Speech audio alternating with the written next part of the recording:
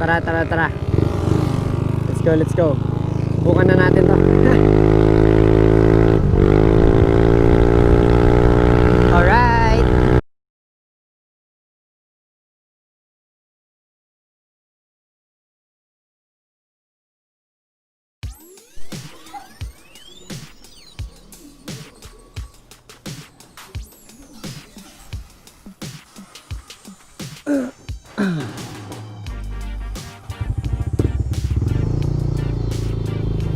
Alright. Kamusta kayong mga ka-atoms ko ever? Matagal-tagal din na di ako nakapag-upload. Mga 2 months na siguro, di ba? Mga old videos ko lang yung ina-upload ko. So ngayon, dahil yung previous video natin is about dun sa tawag nga dun, charama pipe, at medyo marami yung nagkakagusto sa pipe na yun. Kasi okay yung tunog, malutong naman. Pero ngayon ay ipapakita ko sa inyo o ipaparinig ko sa inyo itong JVT Silent Killer version 3 na merong adjuster. So pwede nyo sang i-adjust, pwedeng open, pwedeng silent. So ngayon punta muna ako ng pagbibilhan ng tools para safe tayo. Kasi medyo bawal dito yung open pipe. Mamaya ko napaparinig yung birit nito. May bibilin muna ako allen set para okay lang tayo. Alright, kayo dyan. Medyo di tayo nakapag-rides kasi alam nyo naman, pandemic. So next time na tayo mag-ride ulit. Yan, so tamang piga lang muna. Baka mahuli tayo eh. Check natin kung magkano yung allen set dito. Kasi ilang beses na akong bumili, palaging nawawala. So dito lang tayo dadaan. Alright kayo dyan. Ayan, dito. Black lang ako ah.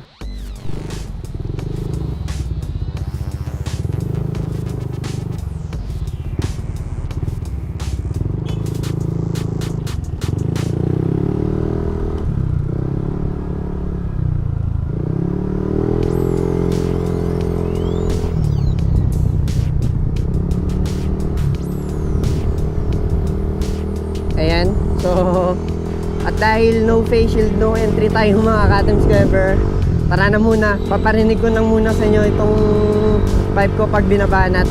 Heist. Mamaya, wait. So yung silent mode nito, yung parang stock lang, medyo lata yung tunog. Next time na lang. Pasensya na kayo. So paparinig ko lang muna sa inyo to. Wait. Doon tayo sa medyo malayo para walang huli at para marinig nyo, then makita nyo na rin yung performance nya pag binabanat. Ano po. So tara. Okay, na-remember ko Sunday pala, so okay lang. Sangina. Alright. So yung dati charama pipe yun. Eto JVT version 3 to. So tara, papakita ko nyo sa inyo yung epekto niya sa top speed, kung meron ba. Let's check natin.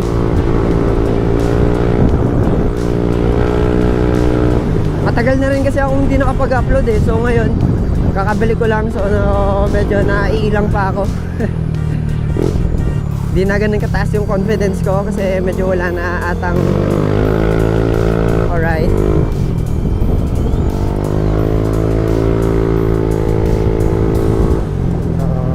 Konting banat lang muna yon. Check muna natin, baka merong nanguhuli. Alright, so lockdown yung Bacolod, kaya medyo okay yung daanan ngayon. Okay.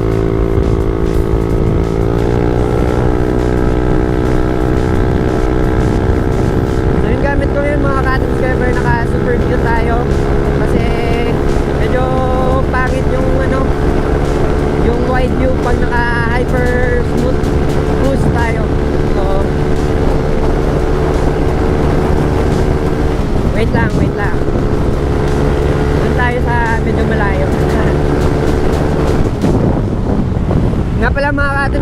yung gamit ko ngayon ay GoPro Hero 8. Kaya medyo okay yung quality niya. Pero pangalawang gamit ko pa lang ata nito at lumabas na yung Hero 9. So ibebenta ko muna tong Hero 8 para Hero 9 naman yung gagamitin natin pag makapag-focus na ulit ako sa paggawa ng video.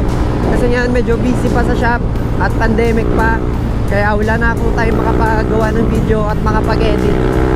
So tara, doon tayo sa medyo mas mahabang highway. Alright.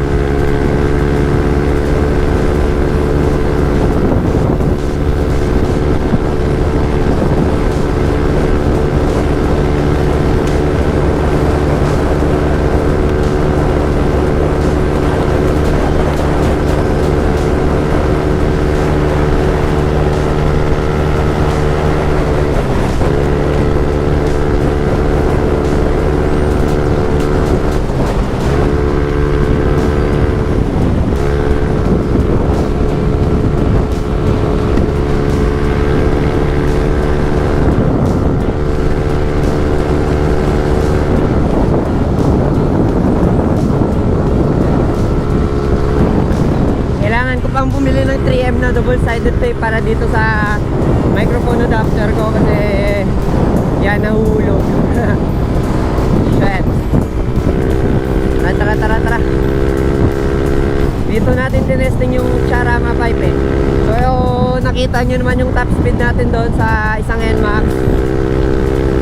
Naka-modify na yon. Yung ano niya, air filter lang. So eto, all stock, tsaka pipe lang yung binago. Ito try natin kung isang pipe yung mas maganda sa kanila, di ba? Alright. Gusto ko medyo malayo para maganda yung pagti-testing. Gusto ko dito.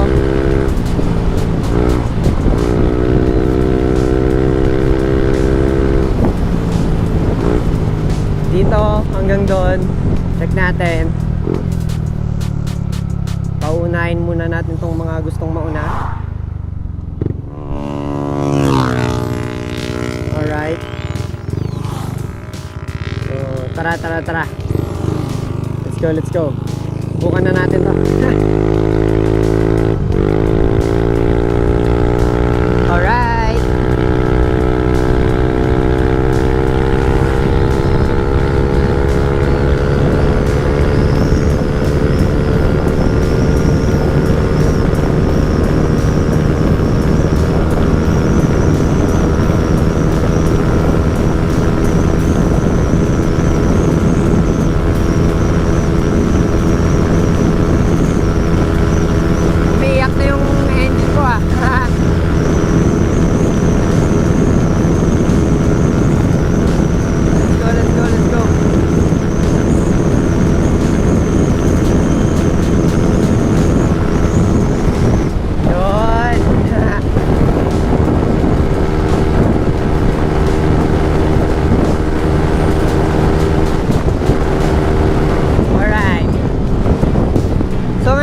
Doon lang yung sagad niya. Minsan mas okay pa yung stock eh, kasi depende naman talaga sa pinagtetestingan nyo kung anong daan, ano yung yung hangin ba, kung saan nakatutok. So ayun, 118 lang muna. Try natin ulit mamaya o di kaya soon. Alright. So ayun, yun lang yung kaya ng JPT Silent Killer. Minsan kasi sa ibang daan nakukuha ko siyang 122. Depende talaga mga ka-Team Squeber. Nakukuha ko siya minsan 122. So ngayon 118 siya. So alam ng mga rider yan, depende sa daanan talaga yan. At sa ano na rin. Oh shit. So yun nga mga ka-Team Squeber. Sa mga nagbabalak bumili ng JPT version 3, okay siya. Sa gustong marinig yung silent mode niya, sa next video gagawin natin. At yung performance niya pag naka-silent. Pero alam ko medyo di ganun kaganda yung performance niya pag naka-silent mode siya. Kaya sa mga nagbabalak, Pwede kang bumili nito basta di stricto sa inyo yung open pipe para magamit nyo siya sa kanyang max na performance. So ano po, babalik na ako. Sketchy. Dati sa traffic tayo nag-driver, ngayon wala kasi pandemic. Okay rin ba yung Hyper Smooth version 2? So subukan natin yung version 3 ng Hero 9 next time. Subukan natin yung version 3 ng Hero 9 next time. Nagbabalak din akong bumili.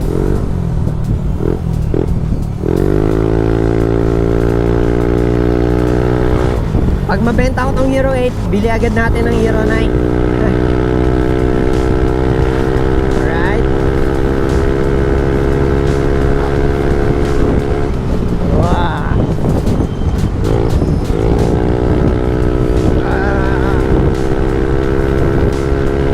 Minsan lang ako nagmomotor kasi medyo busy tayo pati na rin sa shop. So anong oras na? 12:13. So kakain muna siguro tayo. Wait.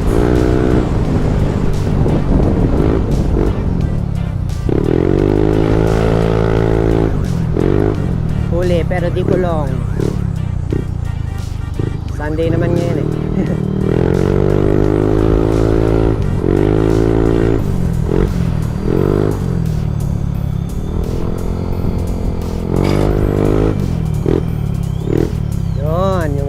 Na naman. Alright tayo dyan mga chong. So next time siguro kukunin ko na tong center stand. Pero ang problema, delikado naman kasi hirap pag di naka center stand tong Nmax eh. Kasi di ko talaga maasahan tong side stand nito eh. Natumba to dati dahil sa side stand. Ayan, heist. Don't worry, walang problema to kasi bebenta rin naman natin yung Nmax natin eh. So ipopost natin to soon kasi kuha tayo ng Xmax kasi nakuha na natin yung gusto nating sasakyan, yung Honda Jazz. So di ko na nagawa ng video yon, pero next time gagawa natin. Sa mga mahilig sa Honda Jazz dyan, try natin gumawa ng video sa 4 wheels. Alright, so kakain muna tayo sa pinakamasarap na kainan dito sa Wayne's Dine.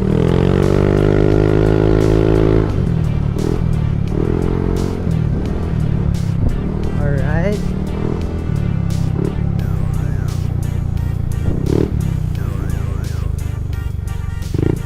that way. 1 PM pa naman darating yung Honda Click na i-decals natin. So right, ano decals natin.